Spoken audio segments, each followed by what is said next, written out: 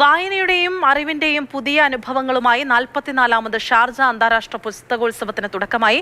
Sharjah ഭരണാധികാരി Sheikh Sultan bin Muhammad Al Qasimi പുസ്തകോത്സവം ഉദ്ഘാടനം ചെയ്തു.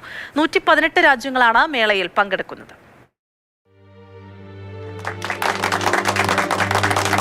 ഇനിയുള്ള 12 നാൾ ഷാർജയ്ക്ക് വായനയുടെ പൂക്കാലമാണ്.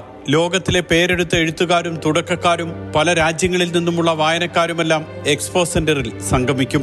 ഷാർജയെ അറബ് ലോകത്തിന്റെ സാംസ്കാരിക തലസ്ഥാനമാക്കി മാറ്റിയ UAE സുപ്രീം കൗൺസിൽ അംഗവും ഷാർജ ഭരണാധികാരിയുമായ Sheikh Sultan bin Muhammad Al Qasimi മേളയുടെ ഉദ്ഘാടനം നിർവഹിച്ചു. 118 രാജ്യങ്ങളിൽ നിന്നുമായി 2350 പ്രസാധകരാണ് 44ാമത് മേളയിൽ പങ്കെടുക്കുന്നത്.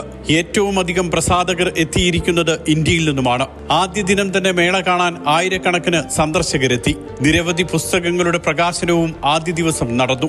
ചർച്ചകളിലും സാഹിത്യ സംവാദങ്ങളിലും അറബ്, ഇംഗ്ലീഷ് എഴുത്തുകാർ പങ്കെടുത്തു. കുട്ടികൾക്കായി പ്രത്യേക ഗെയിം ഷോ, കുക്കറി ഷോ, വിവിധ ഇനം മത്സരങ്ങൾ തുടങ്ങിയവ എല്ലാ ദിവസങ്ങളിലും അരങ്ങേറും. 750 ശില്പശാലകളടക്കം 1200 സാംസ്കാരിക പരിപാടികൾ ഇത്തവണ മേളയിലുണ്ട്. കവി കെ സച്ചിദാനന്ദൻ, വയലാർ അവാർഡ് ജേതാവ് ഇ സന്തോഷ് കുമാർ തുടങ്ങി നിരവധി എഴുത്തുകാർ മലയാളത്തിൽ നിന്നും മേളയ്ക്കെത്തും. വായനക്കാരനും പുസ്തകത്തിനും ഇടയിൽ എന്നതാണ് ഷാർജ അന്താരാഷ്ട്ര പുസ്തകോത്സവം ഇത്തവണ മുന്നോട്ട് വയ്ക്കുന്ന സന്ദേശം. അടിമുടി മാറ്റത്തോടു കൂടിയിട്ടാണ് മേള സന്ദർശകരെ വരവേൽക്കുന്നത്. ഷാർജ എക്സ്പോ സെന്ററിൽ നിന്നും മുഷീർ കൊടിയിലിനൊപ്പം സുരേഷ് വെളിമുറ്റം, മാതൃഭൂമി ന്യൂസ്.